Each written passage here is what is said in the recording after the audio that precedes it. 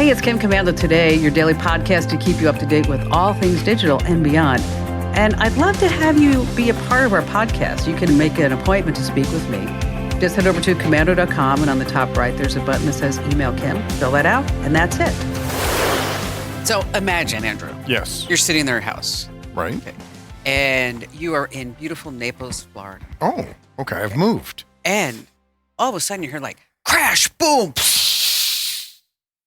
Major sound effects. Well, when we get sponsors, we be able to buy sound effects. So I'm sitting in the living room and I hear, so I think the water's running. No, crash. Oh, I forgot about the crash. Boom. It's a crash. What it was a 2-pound cylinder from the International Space Station junk trunk that came down and went through this guy's roof. What are the odds?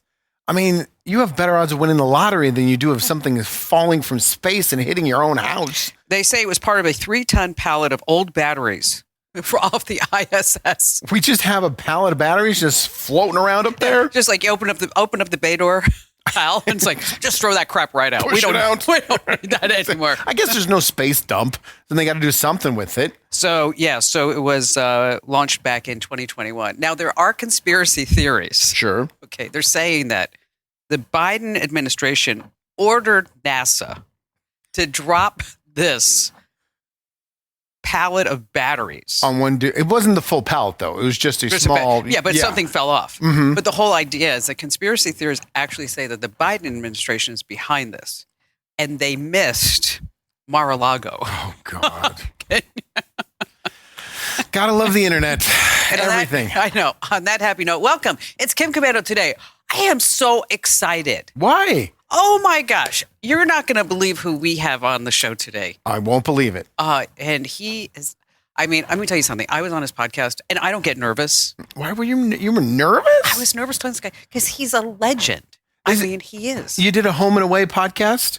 You did his. He showed you yours, or however that works. Well, but I was so nervous on his podcast. I never get nervous. When you went on his podcast, did you talk about you? What did you talk about on his podcast? Talked about how great I am. That's why you accepted the invitation. Oh, ouch. His name's Guy Kawasaki, and has a brand new book out called Think Remarkable. All right. I'll start right now. You know what? You're going to learn a whole bunch of things. And I'm telling you, folks, if you are listening or if you're watching this podcast, you are going to learn so much from Guy Kawasaki. And especially like if you want to grow your business, start a new business, the guy is amazing, truly. I mean, when you go through his background, you're going to be like, how did we get him on our podcast? That is exciting. I can't wait. It's pretty exciting. What do you have? We have sports betting. It's bigger than ever online. Okay. And it's expanding to some of the weirdest places. So you can bet on just about anything now. Literally, just about anything. Okay, now this is part where we say you have to like, comment, share. Yes. That's all you have to do. If you're watching the podcast, it's simple. Because we put this live on the internet every single Monday, Wednesday, and Friday on YouTube, Rumble, Facebook. Yes, everywhere. Still on Facebook? Yes. All right. Everywhere. All you have to do is like, comment, and share. Sharing is like the number one thing that we really ask you to do because you like this show. Anyone that you like is going to like it as well. So just send them the link. It's a great podcast. And just one person. Yeah. You don't have to send it to a million people. This is an Avon. A couple of things administration we have to get through as well. Aside from like, comment, share, is that Friday, you don't want to miss the podcast. And now if you're listening to the audio version, Friday, I want you to make sure that you look at the video version because it's Japan Day. Oh, your whole trip, your wrap up from your trip to Japan. And a lot of people have been asking, like, where should I go? Is it worth visiting? And I will tell you, Japan is unlike any other country I've ever been. And I've been to 31 countries. So that's a lot. You guys have some experience in the matter. I have. And so Japan, so after you go, you hit all of Europe, and you're like, okay, so where can we go that's new? Let's go to Japan. And that's how it happened. It's like, we're in the Bahamas and said, oh, let's go to Japan. So that's where it's definitely on my list. And then don't forget, we're giving away a $500 gift card. And so how do you enter to win? You go to that special address, winfromkim.com. Once again, that's winfromkim.com. All you have to do is sign up for one newsletter. Take one newsletter in and you're entered to win. That's it. And you're joining 500,000 people. So, that's a lot of people. It is. Yes. And I think about that. When I'm writing this newsletter, I think about that 500,000 people are signed up to our newsletter. Well, 500,000 people are watching right now, right? Close. Okay. Pretty close. All right, here are the top 5 things you need to know about tech that's happening right now. We're going to start with Google. You know about incognito mode? Yeah. Not really incognito. What? No, I know. Big shocker. As it turns out, is that incognito mode doesn't really mean much because Google's still tracking wherever you're going. So I always thought incognito mode meant it just wasn't saving on your personal computer in the space that you were in at that moment. No. So the search history, the website you go to, they're not going to save in the address bar. The Google search history is not going to save in the Google search. But Google's tracking. Right. You're incognito from your wife, not from Google Exactly. and the rest of the internet. And then Google said, well, we have all these, records and we can't really delete them. Why We're not? sorry. So then there was a class action lawsuit. And then now guess what? Google's like, oh, I guess we can delete those we found records. the delete button. Mhm. It was right there on the right side of the keyboard. So if you really want to go incognito, what do you need? VPN? Yes. Oh, my baby's growing up. That's so awesome. I panicked for a second, like I wasn't going to know the answer. Like, crap. What is it? Oh, yeah, VPN. That's it. Say that. Okay, and we like to recommend ExpressVPN. They're a proud sponsor of the Kim Commando Show, which is not the Kim Commando Today podcast. They could sponsor the podcast as well. We would love for you to We do need that. VPNs on the podcast. Now, if you have a business, this is really important. If you're using AI to produce content or provide legal, medical, or other advice, guess what? What? You are legally responsible for everything that the AI does for you. Now, is the AI legally responsible as well for giving you misinformation, which may cause you to have legal action against you? No. Oh. So I'm not a lawyer and I don't give legal advice and I don't play one on the internet. Right. But just No. be careful of anything that you put on your website or else you could get sued and then you're sitting there like holding the bag. Yeah, we saw the famous case of the lawyers that used former case law to fight their case in court, and it was all made up by AI, and they were all both fired. Oh, I know this has nothing to do, but with anything we're talking about, Great. Let's take a left-hand turn. we always do that here on the pod, is that I just want to warn you that if you do have your own website and you get a letter that says you have violated somebody's copyright and you need to pay us $5,000 because, you are using this photo and we own that photo and now you need to pay us, that's a big scam.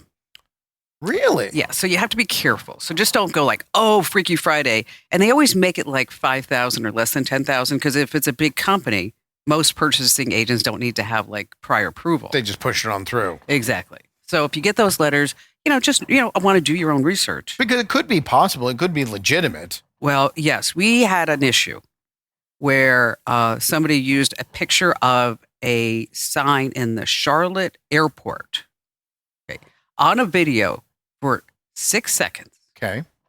And the video was on YouTube for, years. And I think it got 20,000 views. Okay. It was like this little tiny video about like travel hacks, Anyway, so we got a letter and they wanted $75,000. That wouldn't even be equivalent to what you got back and what you made off of the picture. I know, I fought that one. Did you win? I'm not allowed to say because I had to sign something. Oh, okay. But She won. I'm not allowed to say that I did anything. All right, so the Cybertruck. Yeah. You Pretty want cool. one? It's all I don't want one. I think they're cool, but I wouldn't drive one on a daily basis. For free, yes, but I'm not going to go out there and purchase Okay, it. so when they were talking about the Cybertruck, and Elon Musk was like rolling out the Cybertruck saying, it's coming soon. You're going to love this. Give us your down payment. Okay. They showed something called the tent. It was called the base camp tent. So that basically was a high-tech camper shell. It looked really cool. Yeah. So you could put this on your Cybertruck, and they showed like parents and kids out there just like stargazing, having a great time. And now people are getting their $3,000 base camp tent, and they're not very happy Why with not? it. Well, you have to see a picture of it to fully appreciate it. All right. That's what it's supposed to look like. Exactly. That's what it's supposed to That's look really like. cool. Yes. I mean, I would want that. Yeah. I don't even like to camp, and I would do that. I know you don't. That's not the same. No. No, that's the one. No, that's what they're. No, that's what it was supposed to look like. That's not the real. That's not the real. Do we have a product? picture of what it looks like? That yes, there it is. Okay, It looks kind of cheap. it looks like a whole bunch of trash bags. It does. It just looks like they took tent material. Now look at that. That looks like a homeless encampment right there. It's like it's got 2 stories. And how do you breathe in that thing? You don't need to breathe. There's no ventilation in there at all. Just cut a hole. So they got ripped off. Can I ask you a question? Yeah. Did Elon Musk make fun of you when you were a child? Why? Why do you hate Tesla so much? That's a really good question because I don't own any Tesla stock. Intentionally? Yeah. I mean, it's going in the crapper right now. I think because it's almost to me that he's a carny. Okay. That he goes out and he sells people all this stuff. And then when you really look at it, it's not that great. And I feel like me buying a Tesla Plaid, I feel like I got ripped off. And you know me for a long time. Yeah. Okay. There's that line in the sand. Okay. If you cross that line with me, it's very difficult, if not impossible, for you to come back into my good graces. I did it. No, you didn't. I did. I got back in your good graces. Well, yeah, but you know what? I took a little bit of blame for that. Oh, okay. You're not going to blame Tesla. But you don't think that the Tesla cars are amazing technology? You don't think the fact that he has normalized, and I'm not an Elon Musk super fan here, but that he's normalized electric vehicles? No, he has done a great job with that. But I think he oversells and underpromises. That would be the carny side of him. Absolutely. Okay. He oversells everything. Right. I get that. And so I bought into it. I did. I was super excited about getting a Tesla Plaid. I mean, amazing technology. I wouldn't have to go to the gas station. Yeah. So I get this Tesla Plaid and they just drop it off. Okay. No bells and whistles, no. And they basically say, read the manual online, figure out how it works. Well, that's not good. Okay. The door jambs were not exactly level. The manufacturing defects.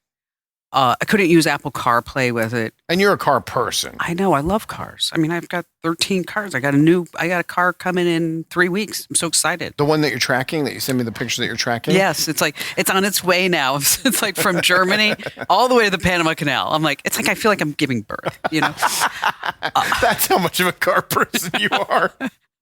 You think you smoke a cigarette after you get your new car? I know. I name my cars. Really? Yeah. Do you give them human names? Yes. Like one is Lorenzo, another one's Greta. The one from Germany is Albert. Albert. He's already given him a name, Albert. But anyway. You don't like the company. You don't believe in the company. You don't believe in SpaceX. You don't believe in Twitter. No. I have Starlink. I think he did a great job with Starlink. Okay. It's just the car side. And also, and he gets a lot of money from the government. I mean, Starlink has gotten, I don't know, $900 billion, something like that. And we've basically paid him to come up with Tesla. But I think he's genius. Mm-hmm. I think he has incredible insight into many things. Obviously, he's vocal. Obviously, he's super intelligent. Mm-hmm. But I just think with Tesla that it's like a carny. I just feel like he's not. He doesn't say everything that's wrong with it. So he lost your trust. Yes, of course, 100%. And that's why I wouldn't buy another Tesla. Wouldn't want a Tesla. The whole full self-driving mode. I'm dead if I believed in that. I loved it. I thought it was so cool. But I saw an interesting TikTok video that basically said in 20 years, there's only going to be 2 car companies. It's Tesla and Toyota. And I found that really interesting that this guy was a market analyst, that he believed so much, but you don't think Tesla's going to survive. No. Mm-mm. I think they'll survive. But not be the king. I mean, Kia is surviving. Right. Then I don't want no Kia. All right. So a scammer. Oh, I hate this. What happened? Scammer calls this woman up, and on her caller ID, it says the Social Security Administration. That's pretty smart of the scammer to get the caller ID to look like that. And it says that somebody has stolen her Social Security number, and they're using it. And in order for her to avoid prison time, she has to buy gold. At least they've moved away from Target gift cards. So she goes out and buys $500,000 worth of gold. And then mails it to them? No, the scammers show up. Oh, wow. Pick it up from the Social Security Administration. No, this is not how business operates in America. Yeah. We don't need to do this. Okay, No. so warn the older adults in your family that the Social Security Administration is not going to say you're going to prison and ask for gold in return. Right. It's not how it works. How does that even happen? The scammers are sitting around going, okay, so I got an idea. Right. Okay, here's one we haven't done. They're on to us about the Google Play gift cards. What can we move to? Precious metals. And we don't want silver. No. They've been saying silver's going to go through the roof for 20 years. It's still not. Get the good stuff. Okay. Have you ever been scammed, either through a phone scam or an email scam, any kind of scam? Have you ever been scammed? Just drop a comment there at the end of the show. We're going to find the best ones and read them during the broadcast. The broadcast. Broadcast. Harry Potter fan, yes or no? No. I've literally seen 8 minutes of Harry Potter, and I slept through an hour and a half of the rest. Okay, I'm not either. I don't get it. I don't understand it. I don't know why people are obsessed with it. If you love it, you love it. That's your thing. I tried it. I tried it too. I mean, I'm like, Ian, you're going to love this. And we both looked at each other like after 6 minutes because we both have ADD going like, no, I don't think so. I spent the whole movie going, who's that? Who's that now? Who's the Weasley? So they have an invisibility cloak. Yeah, I mean, I'm aware of it. Okay. And so guess what? What? Now there really is truly an invisibility shield. It measures 6 feet tall, 4 feet wide. It's constructed from, I have to read this because I don't know anything about manufacturing. Precision engineered lens array, light reflected from the person standing behind the shield is directed away from the person in front of it. They're oriented so that the vertical strip of light reflected by the standing, crouching subject becomes diffused when spread across horizontally on passing through the back of the shield. You could memorize all that? Okay. Come on. I don't even know what any of that means. I listened to you. I didn't comprehend you. But Let's look at the invisibility. Have you ever dreamed of having a superpower? We have. And we've been working to turn that Isn't that dream cool? into a reality. But I can tell they're standing behind something. But it's an invisibility Introducing our shield. second It's not. I could generation just put up a piece of invisibility cardboard. It would shields. have the same effect. Exactly. And it'd be a lot cheaper. Lighter and more It powerful does than not. ever. I saw her walk behind it. We've created 3 sizes. She's not invisible at all. Okay, but it is when you put that thing there. Full size No, I see him. and the Mega Shield. It's the Mega Shield. Ever built. What should we call Stands it? Over 6 feet tall. Let's call it the Mega Shield. Nice attempt, but I could see the person walking behind it. We're invisible. They were not. I saw them. They were just a little Okay, but if you blurry. just, okay, look, do you see me? No. You're not invisible, though. They should call it the blurry shield because they were just a little bit blurry. Okay, I want you to really like straighten up now. What do you mean? I want you to like, can you sit Okay. up straight? Yes. Can you put on your thinking cap? Sure. You need to be smart. Uh-oh. Okay, because we have a brilliant man joining us. Should I just be silent the whole time? That probably would be best. I can smile and nod. Yeah. Just say, That's an excellent you know what you point. can say? It's like the rule of broadcasting. When you don't know what to say, Don't say anything at all? no, you just say, that's interesting. I can do a lot of this. Looks like you have to go potty.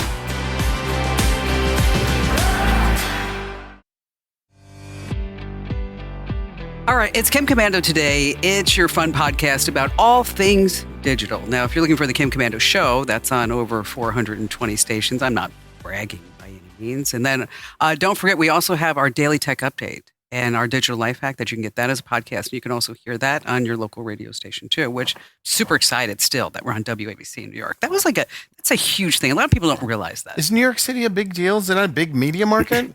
I think it's number one. Oh, can't get any bigger than. Okay, I know, and I can't wait till I meet somebody like who listens in the Hamptons. Say, "Oh, Kim, darling, I heard you in the Hamptons."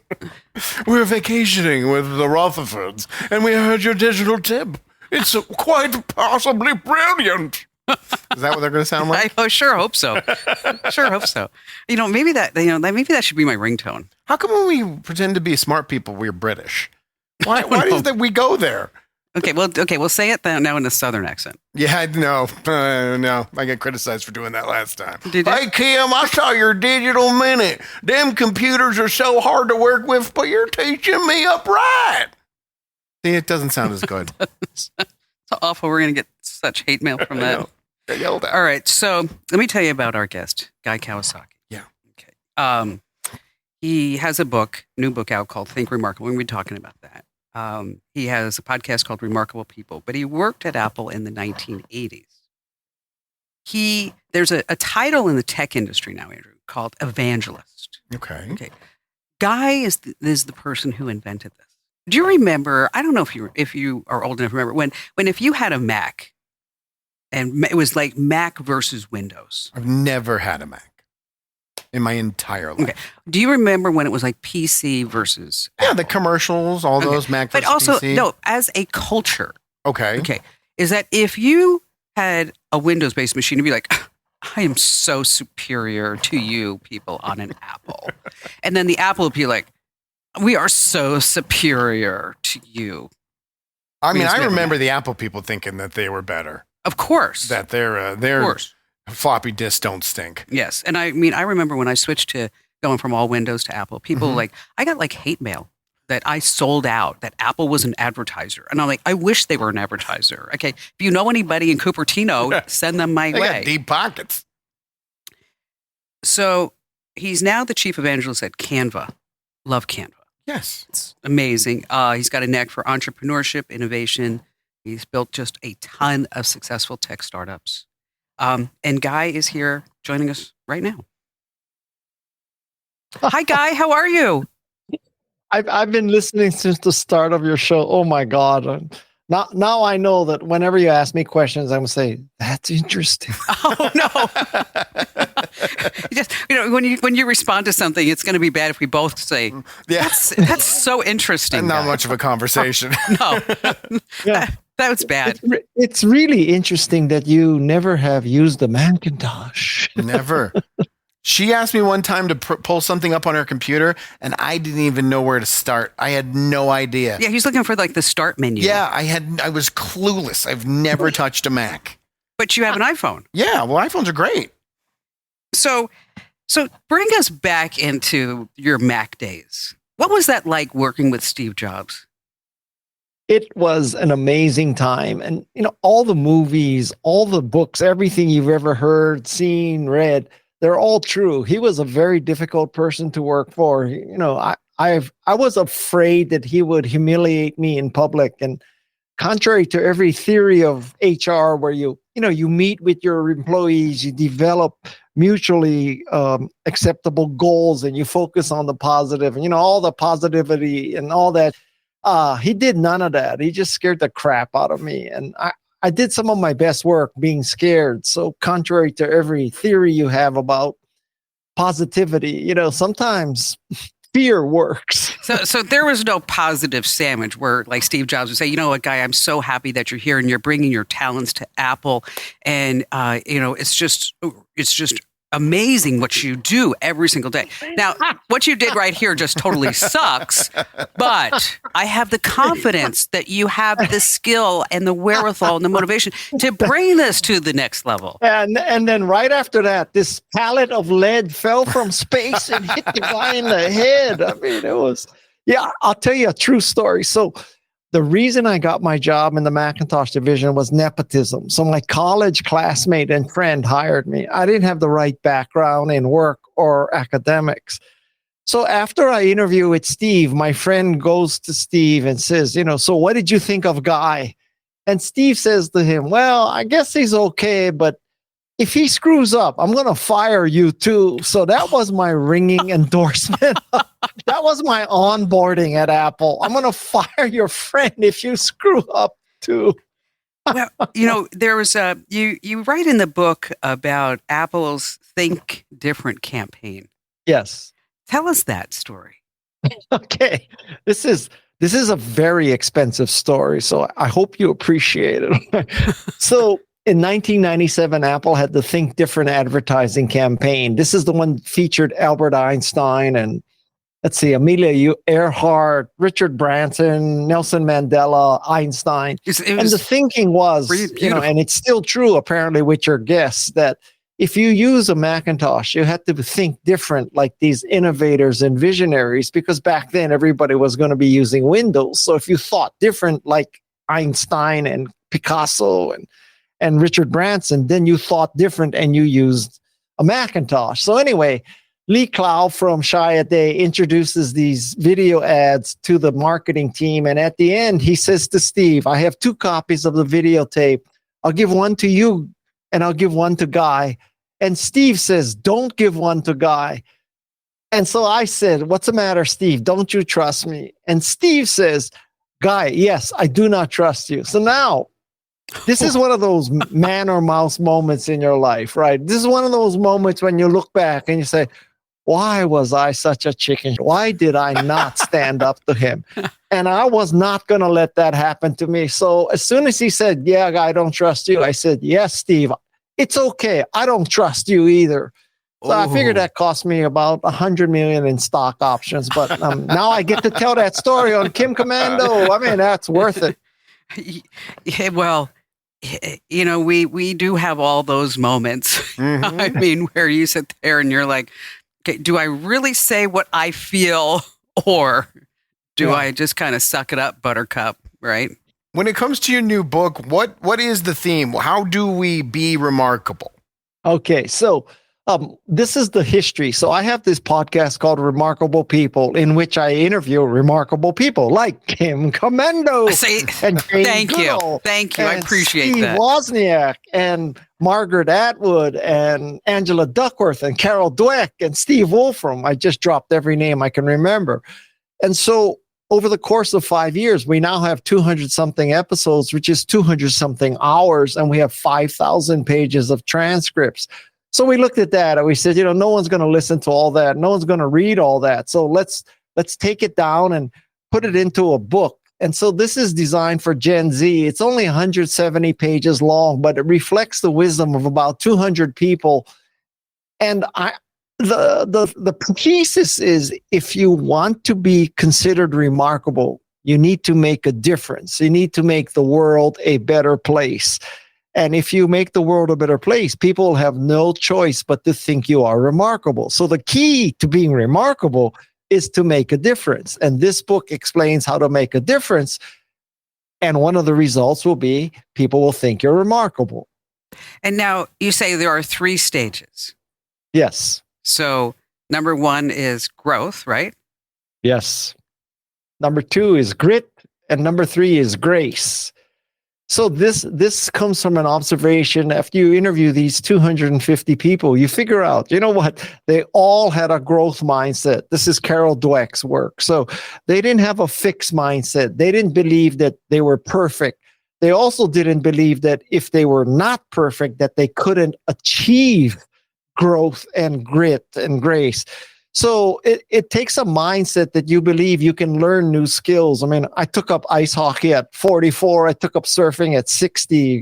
Carol Dweck was huge influences in that. So now, even if you have this growth mindset, which is crucial, you also have to have a grit mindset, because when you're growing and you're trying new things, it's highly unlikely that when you start something completely new, you're going to be good at it. So you have to persevere. So that's grit.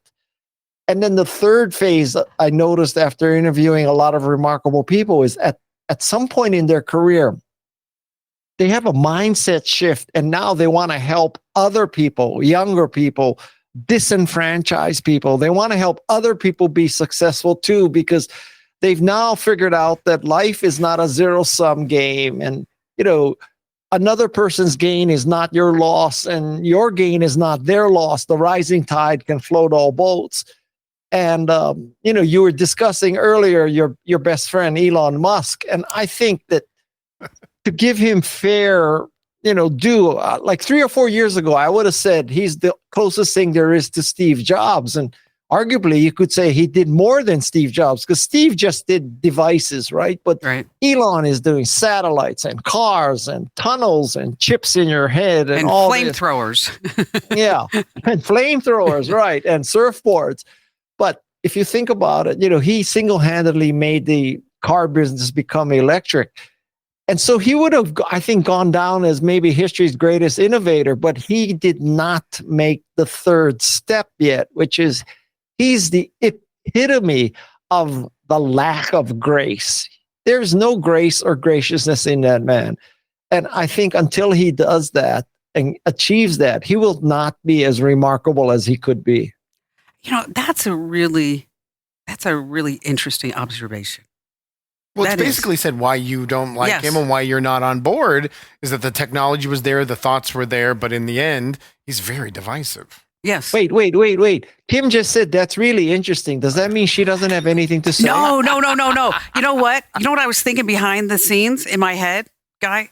Is that the next time that somebody asks me about Elon Musk, and I get asked about him a lot, is I'm going to refer to you. That's what was going on in my head. I thought, you know what? This is so smart because it really kind of boils Elon Musk down. I mean, because let me tell you, I'm a fan of Starlink. I've got Starlink in homes and on a boat, and and it just works. It does. Right. And if somebody calls me up and it's and they're asking me for internet access and they're tired of their cable company, they want to take it on the go or whatever. Okay, think about everything that he's doing internationally with Starlink. His plans, and it really is revolutionizing and equalizing internet access to people who can't get internet access. You're right. And so he is remarkable, and that's. But as far as going back to that grace, being able to have that, and we're not going to even talk about Twitter, No, because there's no grace on Twitter or X There is no. or whatever you want to call it.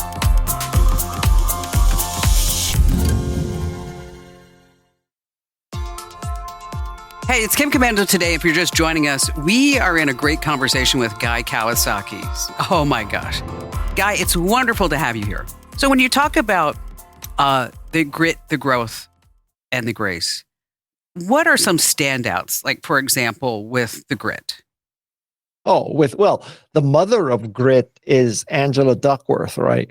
But I'll tell you a great example of grit, which is there's a woman in the book called Andrea Lytle Pete, and she was diagnosed with ALS 9 years ago. Now, for those of you not familiar with that disease, typically it's lethal after 2 or 3 years. So she's lived about 10 years. And when she got diagnosed, she decided that in order to raise awareness and money of ALS, she would complete 50 marathons in 50 states. Wow. Now, that's what you call grit, right?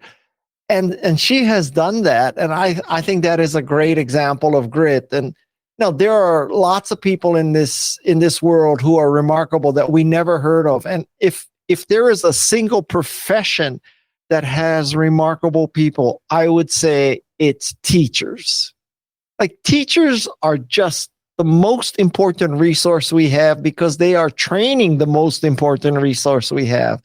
And that's pure grit. I mean, my hat's off to teachers. I feature a few in the book, and I love teachers. Teachers changed my life. And who among us who's been successful cannot look back and say, oh, that teacher in 6th grade, she's the one who turned it around for me. I mean, teachers are remarkable people. So, well, they're definitely not doing it for the money. No, they're not.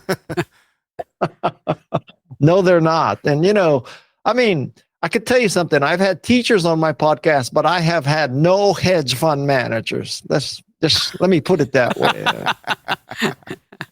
Now, you also talked about Jane Goodall, and she just turned 90. I think today she's turning 90. Yes, that's right.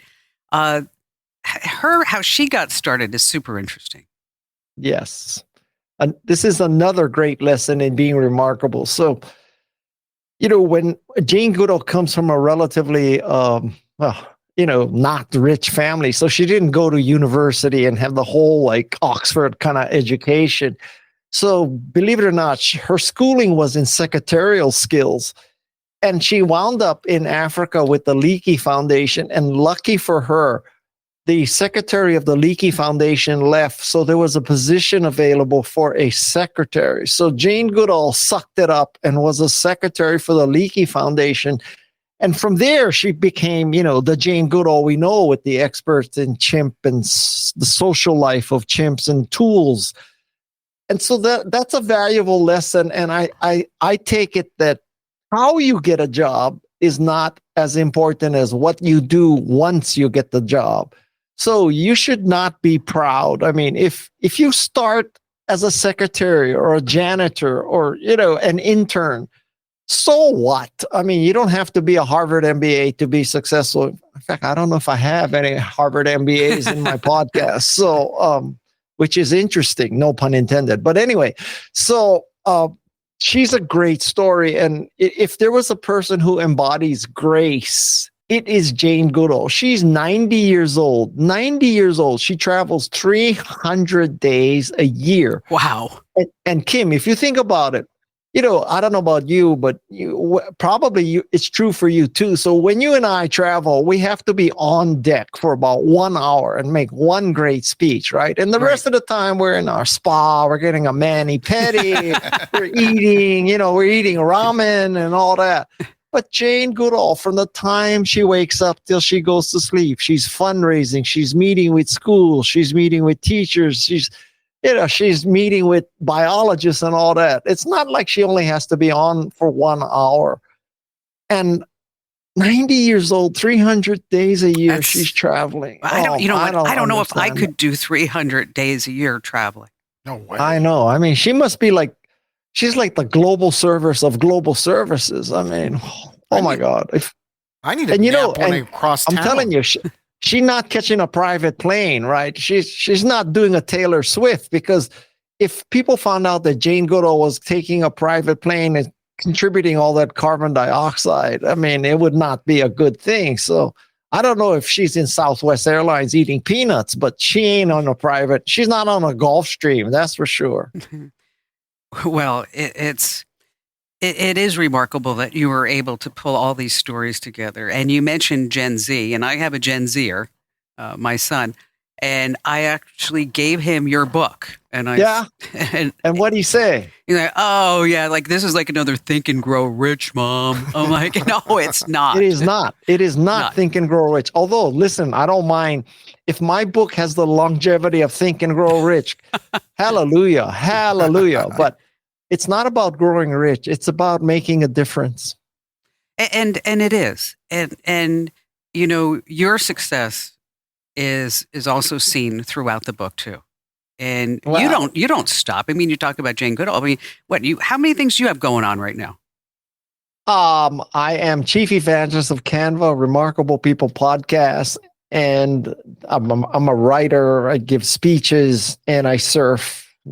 Not necessarily in that order. I also have 4 kids. And you're surfing in cold water. Yes, I am. That's true. In fact, I'm going surfing right after this. So. Okay. So get him off, by the way, so we can go surfing. Kim, what car is coming in 3 weeks? Mr. Albert. It's a 911 Turbo S. Holy cow! Yeah, and it's paint to sample, and the color. What color is Albert blue? And they're all Albert blue. It's kind of like a royal blue, and there's only 5 of these cars in the United States. Oh wow! And so mine will be number 5, and I'm really excited about it. How long have you been waiting for it? I've been waiting on this car for like 2.5 years. Yeah. Wow! Yes. You know what? I heard that the cars from the Porsche ships over to the United States, they dock them in Baltimore. So nice. Thanks, Guy. Appreciate that.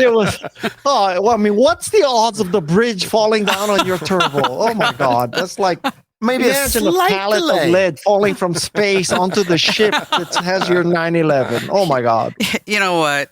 The luck I've been having lately, I better knock on all this wood someplace. Do we have real wood? This is nothing. So. There's nothing here. But, again, it's called Think Remarkable. It's available everywhere, right?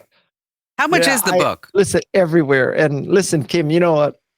I believe, Kim, you have the power to make a book successful single-handedly. So you tell your 500,000 subscribers to read my book, okay? Well, we are writing a story about the book. We are. Oh, you're the best. No, for real. And Allie and I were talking about that yesterday. I said, you know, we should write a story about the book and then link to the book. Because, you know, we can use our Amazon affiliate ID. We're going to just make a ton of... No, I'm my God. No, I'm teasing you. Listen to all that grace. I love how, have you heard the term ikigai? It's a Japanese term, and it means like, it's the Japanese word for when you find your true calling in life, your passion. It's your ikigai. It's the reason you get up every day. It's Ikigai, ikigai. Remember that word, okay? I So will. now, Yeah. so here's the plan. Here's the plan, Kim. You go and you tell your 500,000 subscribers and all the listeners to buy this book because it's going to help them be remarkable, make the world a better place. And you use your Amazon affiliate, and when all the money you make your affiliate, you pay for that turbo. And then I want you to put custom plates on that turbo that says Ikigai, Ikigai. You know what? I just might do that. That's awesome. I think I might just, when I register the car, I just might do that because I do have custom plates. Okay, I do. Ikigai. On the SLS, which is the Gullwing, the plate is Wingman. Oh, that's good. Okay. On the Ferrari, we're just gonna we're just gonna geek out a little. Okay, so I'll tell you that I had on my car LA 911ST. That was my license plate. And it was because I wanted to put something about a 911 on the plate, but I wanted it so that no one could figure it out. And so LA 911ST stands for last 911 because I'm 69 years old and I figured out that that's probably my last 911 before I die. Yeah, but then I just sold that car. I think custom, like on the Ferrari, the custom plate is NONET 30. No net 30. No net 30. You know what that is, Andrew? Debt? Cash. No cash. No. You got to pay me right up front. Yes. Yeah, you need to pay up front. Okay. We don't have terms here. So I just did get recently got back from Japan. And so it would be appropriate for me to have Ikigai. I think so. And then that would, you got to take a picture with that license plate. Ikigai. It'd be a good story to, you know what? I would love that. I'm going to do that. All right. So we're going to write about your book, and everybody who's watching the podcast, we're going to link to the book in the podcast description as well, Guy. And thanks for being here. Oh, You're it's awesome. been a pleasure. And now I have one more goal in my life, which is to get both of you to use Macintoshes. I guess I could start. I don't know. Is Canva available on a Mac? Oh my gosh. Really? I mean, you can take the evangelist out of Apple, but you can't take the Apple out of the evangelist. Sounds what can like I it. say? So, we'll get them on a Mac someday. I'll try it. Hey, Guy, thanks for being here. Go catch some waves for us. Okay, thank you so much. And listen, if you're listening, don't get too turned off about our discussion of Porsches and Ferraris.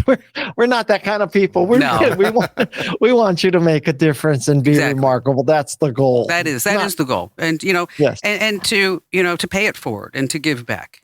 Yeah. And, Amen. Whatever way that you can do that, because I try to do that. I mean, we do random acts of kindness on the show. Actually, I already have one lined up that we're going to do. And, random act of kindness is just that. We don't want Elon Musk to be on some podcast and say, Guy and Kim, they were growth and grit, but they just didn't make the transition to grace. Oh,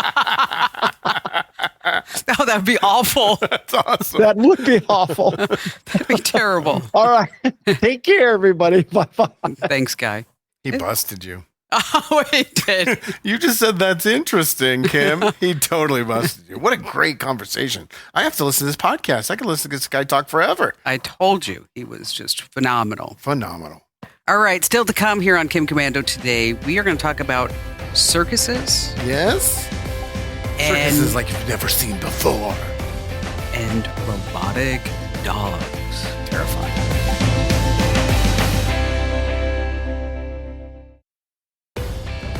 Hey, it's Kim Commando today. We have great comments. Of course we do. Okay.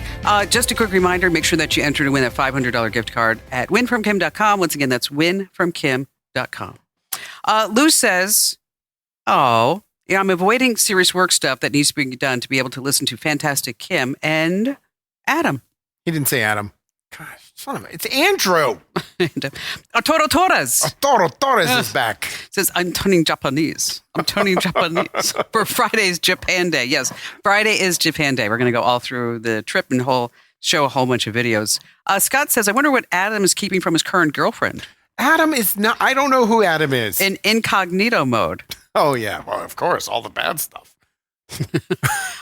Adam, you sounded just like my father's brother's cousin, former roommate in college. Well, thank you. Ron says, maybe I should get a Miata.